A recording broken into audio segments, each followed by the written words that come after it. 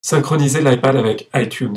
Pour synchroniser l'iPad avec un ordinateur, vous devez utiliser le logiciel iTunes d'Apple. iTunes vous permet de choisir le contenu et les informations que vous souhaitez synchroniser avec l'iPad. Avec iTunes, vous pouvez synchroniser les éléments suivants: les photos, les vidéos, la musique, les jeux et les applications téléchargées, les films, les séries TV, les clips, les podcasts, les livres, les contacts, les calendriers, les notes, les réglages de compte de messagerie et les signets de pages web. Configurez votre iPad. iTunes doit être installé sur votre ordinateur pour synchroniser l'iPad. Si vous n'avez pas encore installé iTunes, vous pouvez le télécharger gratuitement à l'adresse suivante: www.itunes.com/fr/download. Votre iPad peut être connecté à un ordinateur pour la synchronisation. Après avoir installé iTunes, connectez l'iPad à un port USB de votre Mac ou PC à l'aide du câble USB blanc fourni avec l'iPad. Et suivez les instructions à l'écran dans iTunes pour enregistrer votre iPad si c'est la première fois que vous connectez l'iPad à l'ordinateur. Par défaut, iTunes est synchronisé automatiquement à chaque connexion de l'iPad à votre ordinateur. Si iTunes ne démarre pas, il faut le démarrer. Pour les réglages de la synchronisation dans iTunes, cliquez sur votre iPad dans la barre latérale.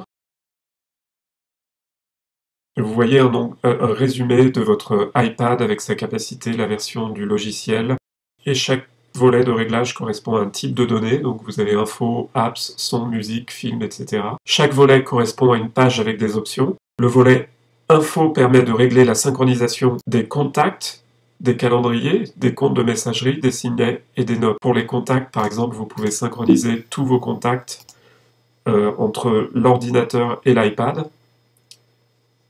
Vous pouvez synchroniser des contacts de messagerie comme le carnet d'adresses Yahoo ou les contacts Google si vous avez des contacts sur un compte Google. Vous pouvez synchroniser les calendriers donc de l'ordinateur vers votre iPad. Et donc pour les calendriers et les contacts, oui, vous pouvez aussi synchroniser avec Microsoft Outlook sur PC. Vous pouvez synchroniser les comptes mail.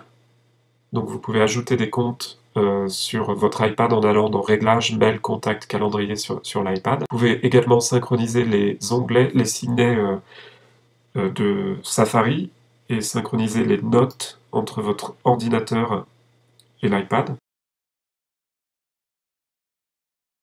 Donc voilà pour le volet info.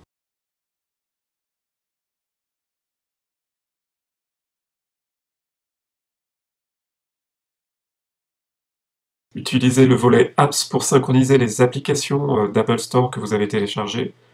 Et vous pouvez les organiser sur l'écran de votre iPad. Donc ici, on voit un écran réduit de l'iPad et vous voyez les différentes applications qui ont été téléchargées et les écrans d'accueil de votre iPad. Vous pouvez les réorganiser.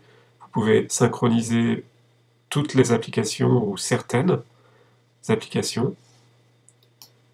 Et ensuite, vous pouvez synchroniser des documents entre les applications sur votre iPad et votre ordinateur. Donc par exemple, pour l'application qui s'appelle justement Documents, on peut synchroniser les documents que je vais télécharger ou créer ou modifier sur l'iPad avec l'ordinateur, c'est-à-dire récupérer ces documents sur l'ordinateur. Ensuite, le volet musique, vous pouvez utiliser ce volet pour indiquer la musique à synchroniser avec votre iPad. Donc vous pouvez télécharger, synchroniser toute votre bibliothèque musicale ou seulement des listes de lecture des artistes, des albums ou des genres sélectionnés. Vous pouvez synchroniser les clips vidéo et les mémos vocaux. Donc suivant la capacité de votre iPad, on voit que quand je sélectionne toute la bibliothèque musicale, je remplis pratiquement toute la mémoire de l'iPad. Donc pour éviter d'avoir que la musique remplisse complètement la mémoire de l'iPad et synchroniser seulement certains morceaux et certaines listes de lecture. Donc pour l'onglet Film, c'est le même principe. Vous pouvez synchroniser les films que vous avez téléchargés sur l'Apple Store en fait. Et donc soit vous synchronisez tous les films, ou les films les plus récents. De la même manière pour les séries TV, vous pouvez synchroniser toutes les séries TV ou les séries TV les plus récentes. Idem pour les podcasts. Les podcasts, vous pouvez synchroniser tous les podcasts, tous les épisodes non lus ou les épisodes les plus récents, etc. Vous pouvez synchroniser tout ce qui est iTunes Université. Ensuite, dans le volet livres, vous pouvez synchroniser les livres téléchargés depuis l'iBook Store ou des nombreux livres gratuits au format EPUB ou PDF. Donc de la même façon, vous pouvez synchroniser tous vos livres ou les livres sélectionnés. Donc vous pouvez sélectionner les livres que vous voulez synchroniser avec l'iPad. Et enfin, le volet photo. Avec le volet photo, vous pouvez synchroniser des photos et des vidéos avec iPhoto ou Aperture sur un Mac, par exemple, ou avec Adobe Photoshop Elements sur un PC. Vous pouvez également synchroniser des photos et des vidéos à partir de tout dossier. Donc si je sélectionne synchroniser les photos depuis, et je peux choisir un dossier sur mon ordinateur, un dossier qui contient des images, bien sûr. Et ensuite, vous pouvez synchroniser donc toutes les photos de votre ordinateur. Donc là, je vérifie en même temps la capacité de mon iPad, si mon iPad, si j'ai la mémoire suffisante pour synchroniser toutes ces photos. Je peux aussi synchroniser les vidéos, inclure les vidéos, donc j'aurai des vidéos en même temps synchronisées sur l'iPad. Et suivant la capacité de l'iPad, je peux sélectionner uniquement certains albums et pas synchroniser toutes les photos. Donc je peux sélectionner aussi des albums photos. Pour valider tous ces réglages de synchronisation, cliquez sur Appliquer. Ensuite, dans le volet Résumé, donc on a aussi l'option de mise à jour du logiciel de l'iPad.